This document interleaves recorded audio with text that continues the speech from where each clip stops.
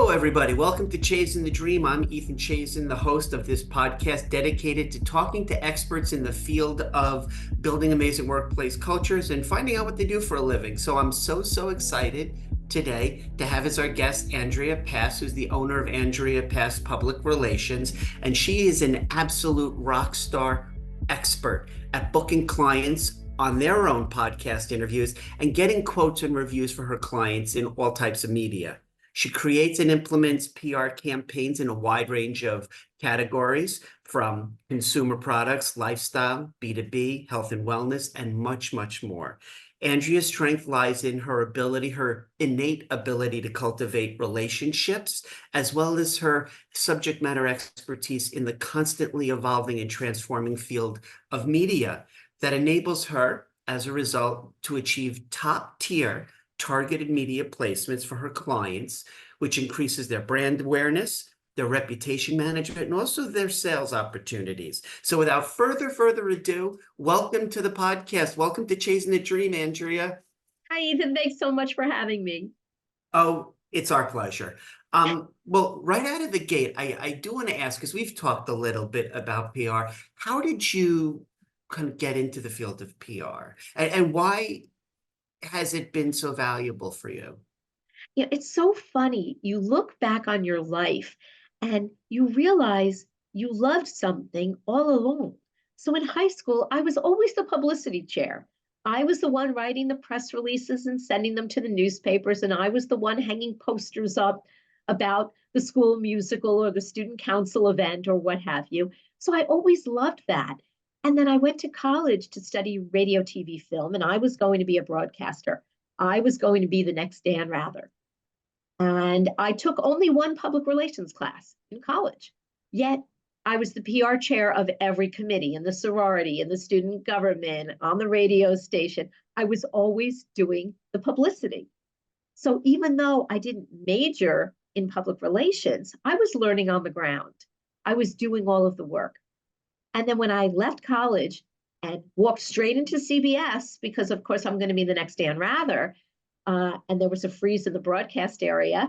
So I got a job working at Woman's Day magazine, doing advertising, trafficking, and layout until there was a freeze lifted. And I got a job doing media relations for the CBS radio division. And believe it or not, I interviewed to be one of Dan Rather's assistants. Oh, wow. And I got called back for the second interview. And then I said, I don't want to be Dan Rather's assistant. And I don't want to travel the globe working weird hours in remote places doing broadcasting. That was when I had that aha moment that I love public relations and I wanted a white picket fence lifestyle. I knew I wanted to live in suburbia. I knew I wanted to get married and have children and have friends and family around me and have an amazing career. And public relations gave me that opportunity. So I stayed on the public relations track, worked for a number of PR firms until a number of years ago, one door was closing and it was that perfect opportunity to start Andrea Pass Public Relations. And I've never been happier. I love when we were talking before about your aha moment, and that we all on our own journeys hopefully have that opportunity where the aha moment hits us and we act as a result. And so many people don't. And I guess I'm just fascinated with how you seem to always know, going back to high school, that really what you've done in terms of PR and publicity, it's storytelling. And I guess I'm just fascinated with what about that is so appealing to you, whether you've been doing it for yourself and CBS, and now you do it for clients. You know, what's so interesting is that a story evolves. And I think that that's the exciting part, even if you're an author of a book. So your book is about one topic, but when you're talking about your book, suddenly a whole conversation can evolve into something else. If you have a consumer product, how did you invent it? You know, who's buying that consumer product? How is it changing or not changing? Mhm. And even in a company, you're an entrepreneur, you own a business or whatever it is. Nothing stays exactly the same. And I think that's the exciting part of storytelling and public relations is that there's always something new to learn. There's always some new story or some new journalist or some new interviewer that wants a different angle. And so it doesn't get boring. I don't want the same thing every day. I'm not into cookie cutter. Right. And so that's the exciting part of public relations and storytelling is that there could be a new media outlet that launches today that's brand new and nobody knew about. And this is the angle they're taking. And my client fits perfectly into that angle. So it's exciting because it doesn't get boring. I've always, when we've talked about this, what strikes me is how you get excited at the newness of working with clients and understanding what their challenges are. So can you talk a little bit about your process of understanding each client's individual kind of challenges and needs and how you mold your approach to help them get the kind of exposure to tell their stories? It's fascinating because so many clients come to me and say, well, I want to be in the Wall Street Journal. Of Well, course. okay, you may not be Wall Street Journal material yet. Right. Let's start somewhere. And it's that starting process and looking at a story and working with a client who has not done interviews before. Let's start there. I have a client I just started working with, and she said to me yesterday, I got nervous on the interview. I felt silly. And I said to her, give yourself some grace. Let's hear the interview when it comes out. I'll give you some pointers and we'll work on the next one. No one is going to be a pro at anything on day one. Mm. And so that's what's important. I get to know the client. We were on a pre-interview, me and another client the other day with a reporter prior to the taping of the interview. And my client was very nervous. And I said to the interviewer, what makes my client unique is XYZ. And we got off the call and my client called me. She says, I hadn't thought about that. I said, but those are your differentiators. And so sometimes you don't realize until someone else is looking at you, reviewing you. And I'm able to find those differentiators because we don't want to be the same. I mean, I don't know, you and I are roughly around the same age, and you probably remember the commercial, Where's the Beef? Yeah. Okay. Where's the meat in your story? Find the meat in your story. And you know what? That meat in your story is going to change because you might not have told me about something, and that might come out in a conversation we have or in an interview you do that I listen to. So I love the fact that I work with my clients. We start at square one. Let's start with the basics. Understand that these are the interviews we're going to work on at first. Then we will expand to newspapers, to magazines. Maybe one day it will be the New York Times.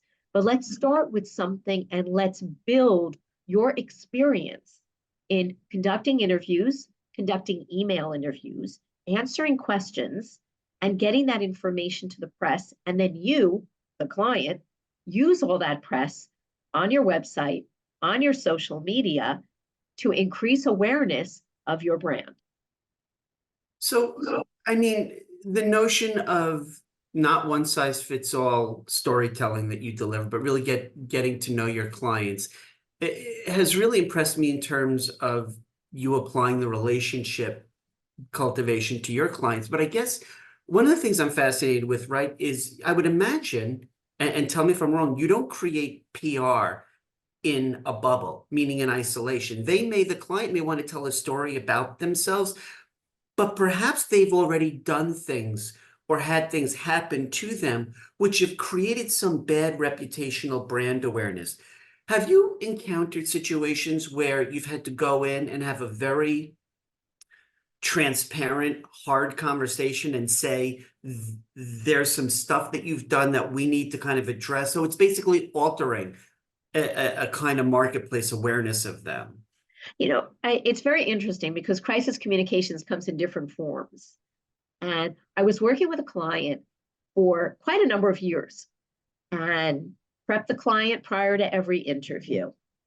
Never a problem. We get on an interview and someone asks the client a question about something. I'm confused. You had XYZ. And the client responds, I think I was on vacation skiing in the Alps, so someone else must have done that. And I sat there and I was on this interview because it was a print interview for the New York Daily News.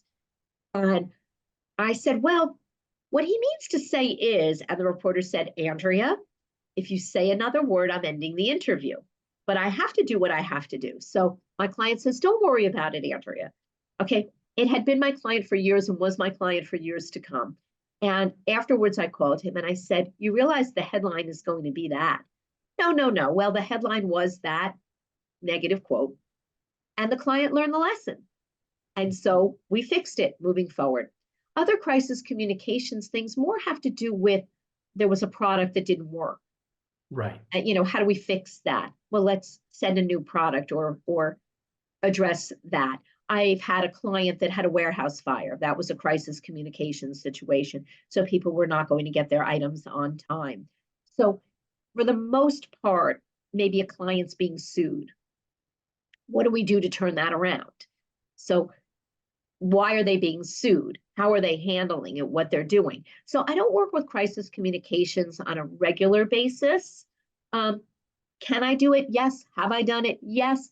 But at this stage of Andrea Pass public relations, luckily I don't have any crisis communications issues with any of my current clients.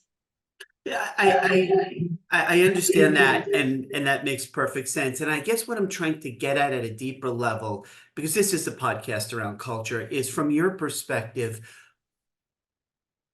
how do you find that culture that client possesses, their reputation for what they're known for, impacts your ability to assist? I mean, there's a difference between British Petroleum and Patagonia, right? So telling their stories will be drastically different. And I'm fascinated with how the actual culture of a client and their reputation gives you ammunition, the tools you need to best present them. We all want our clients to be the good guy. I mean, come on, who wouldn't? But, when there's a situation that the client isn't the good guy, you find a way. Can they give back? There are times I've created cost-related marketing campaigns in order to show that that client can give back to the community.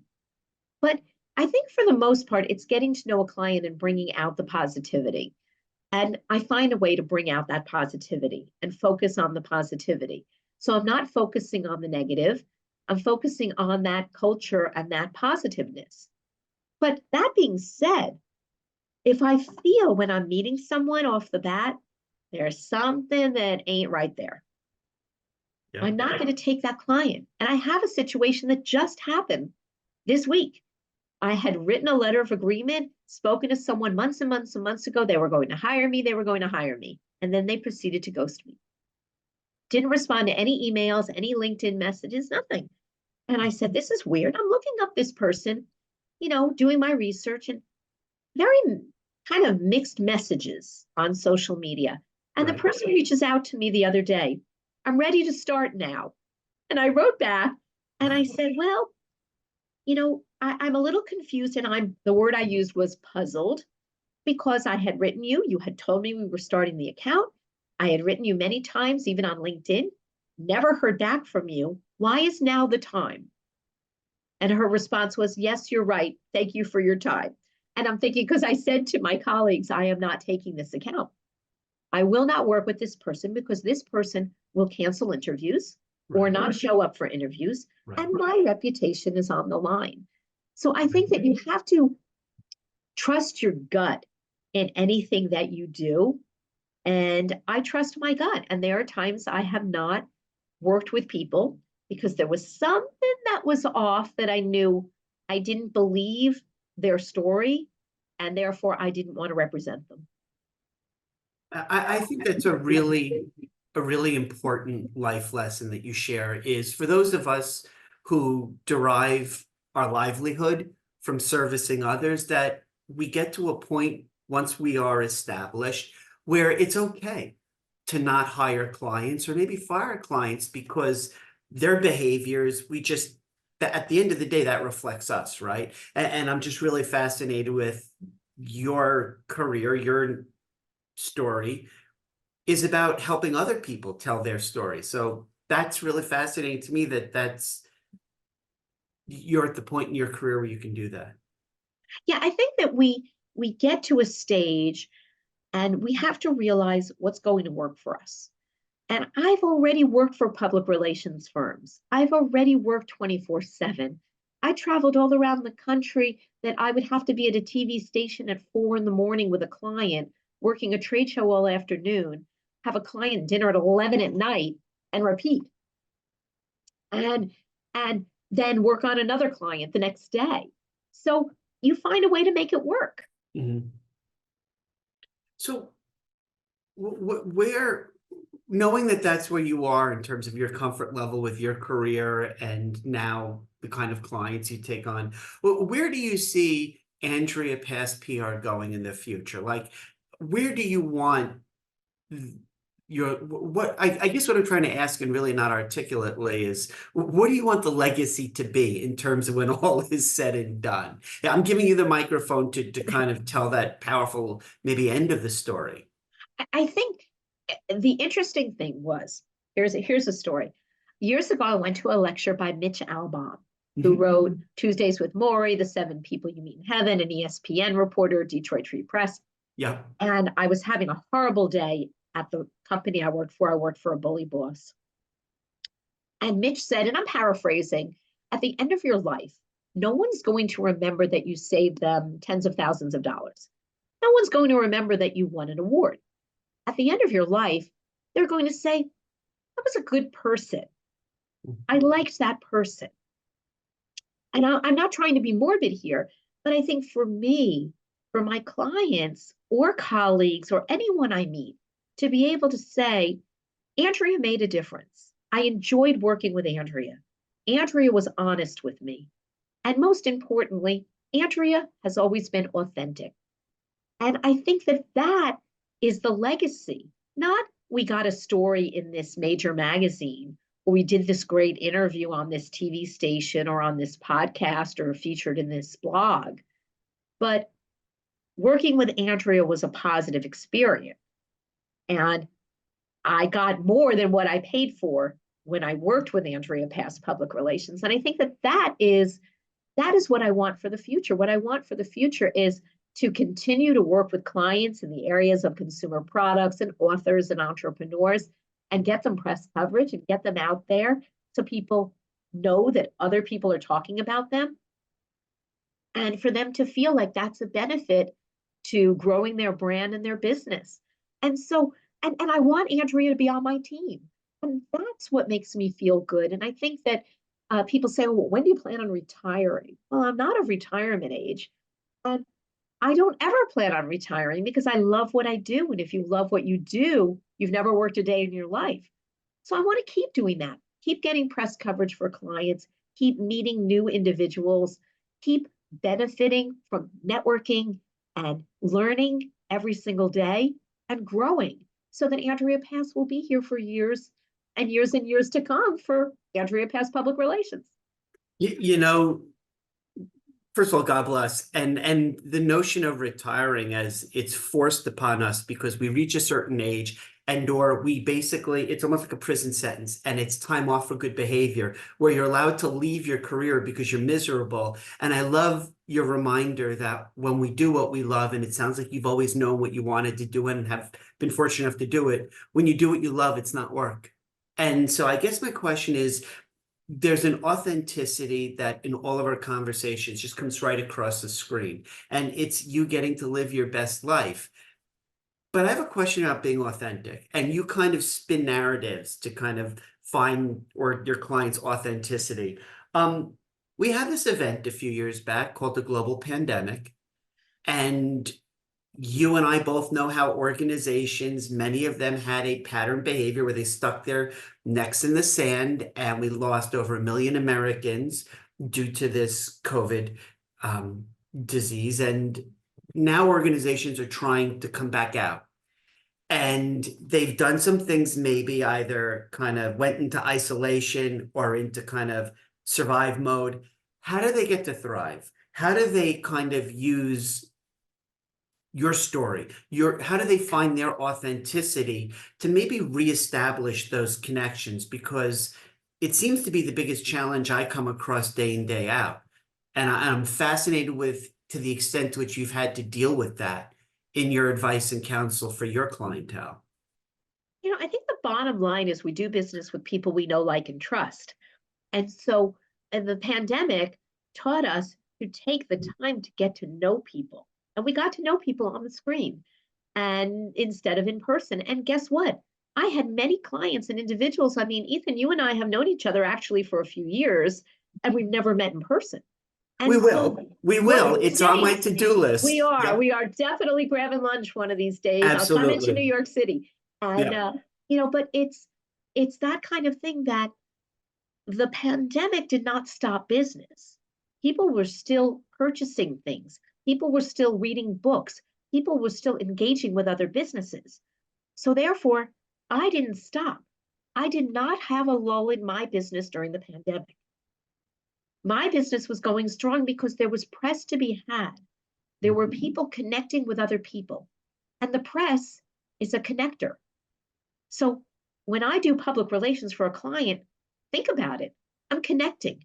I'm connecting a business with other audiences. Maybe someone you never thought was a potential buyer, client, customer.